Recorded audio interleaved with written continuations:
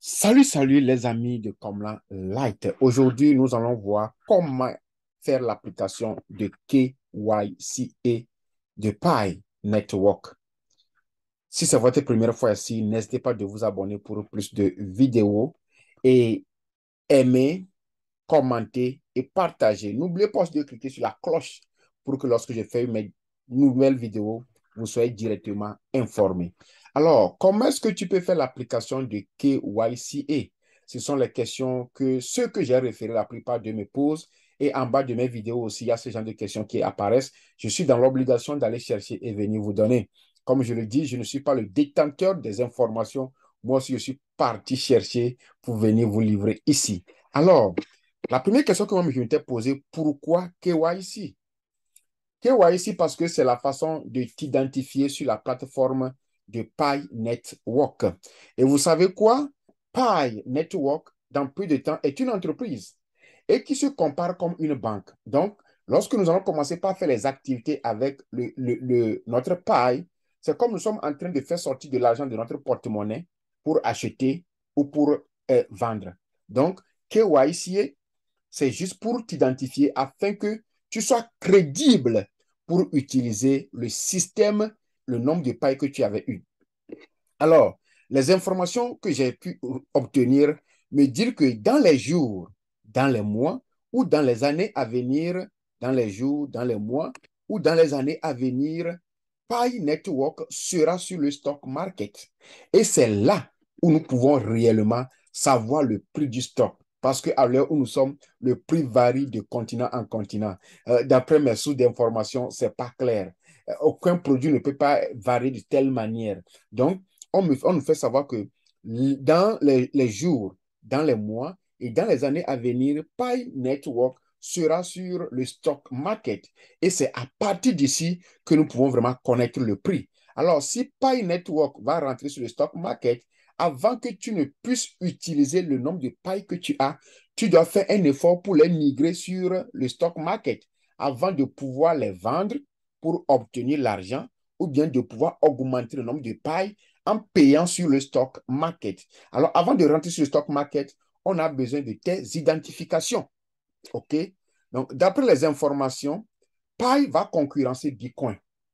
On dit que dans les jours à venir, Pi va concurrencer Bitcoin. Quand nous voyons le prix de Bitcoin de nos jours, ça tourne autour de 20 000 dollars. Un Bitcoin tourne autour de 20 000 dollars. Vous-même imaginez à peu près si Pi peut réellement concurrencer Bitcoin, quelle serait sa valeur? Voilà. Donc, Pi va concurrencer Bitcoin. Et comme dans les jours à venir, Pi serait sous forme de banque, c'est pourquoi on nous demande maintenant de faire une application qu'ils appellent KYC est la façon d'identifier chaque utilisateur de Pi. Si vous avez download le Pi Browser, si vous avez l'application Pi Browser dans votre téléphone, si vous ouvrez ça, voici là où se trouve, là où vous devez faire l'application. Et quand nous voyons ça, c'est comme la carte d'identité. Vous voyez le petit image qui est ici, c'est l'image, c'est la photo, et puis nom, prénom et ça consort. Donc, KYC Pi. Voilà, donc le KYC, c'est juste la façon d'identifier. Alors, qu'est-ce que vous avez besoin pour être identifié? D'où vous devez vous enregistrer avec une pièce d'identité nationale ou internationale.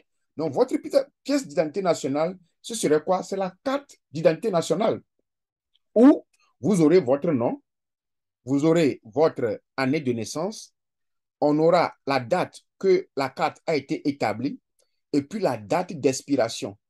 Ces deux dates sont tellement indispensables sur la carte. Même si votre carte est expirée, il ne faut pas l'utiliser. Si vous utilisez une carte qui est expirée, ça ne va pas fonctionner. On ne va pas prendre ça. Donc, prenez une carte qui est à jour. Alors, si vous êtes sûr, vous avez l'application Pi et que vous n'avez pas la carte d'identité, il faut automatiquement savoir que lorsqu'on va vous inviter pour faire l'application, vous ne pourrez pas le faire parce qu'on veut vous identifier pour que les jours prochains, vous puissiez aller prendre votre argent dans une banque.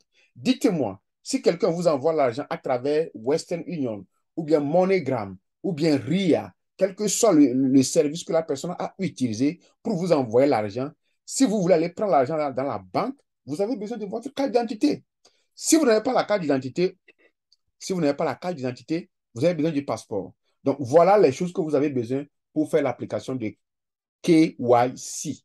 Si vous voulez faire l'application, les choses dont vous avez besoin, c'est ça. Vous avez besoin d'avoir votre carte d'identité ou soit votre passeport. Si vous avez, on a besoin que vous appartenez à un État, à un pays, que ce soit Togo, Bénin, Cameroun, Afrique du Sud, Afrique centrale, Afrique de l'Ouest, n'importe où vous êtes, mais vous avez besoin d'une carte, d'une pièce d'identité.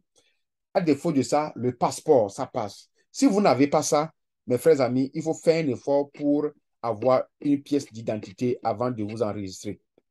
Secteur ou de formation. Exemple, c'est quelque chose de ce genre. Si vous avez été à une formation et on vous a légué une carte où vous avez mis votre photo et puis le nom, ça ne passe pas. Non.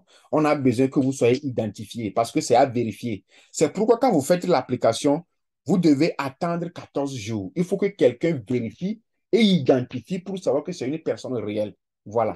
Donc, nous sommes arrivés à la fin de cette vidéo. Je veux juste attirer votre attention que les informations que je vous donne, ce sont mes propres informations que je suis parti chercher sur d'autres sites avant de venir vous donner. Donc, je ne suis pas un conseiller financier pour que quelqu'un va dire que c'est telle personne qui a dit, bien, j'ai vu ça sur le site de Common Light, donc c'est fondé, c'est pas fondé. Non, je viens juste pour vous livrer ce que moi aussi j'ai reçu. Donc, ne le prenez pas comme des conseils financiers, mais prenez-le juste comme une information que vous aussi vous allez trouver et vous pouvez aussi chercher d'autres informations pour comparer ce que je viens de dire. N'est-ce pas? Si c'est votre première fois, n'hésitez pas de vous abonner. Et on se voit dans une prochaine vidéo. Merci. Ciao, ciao.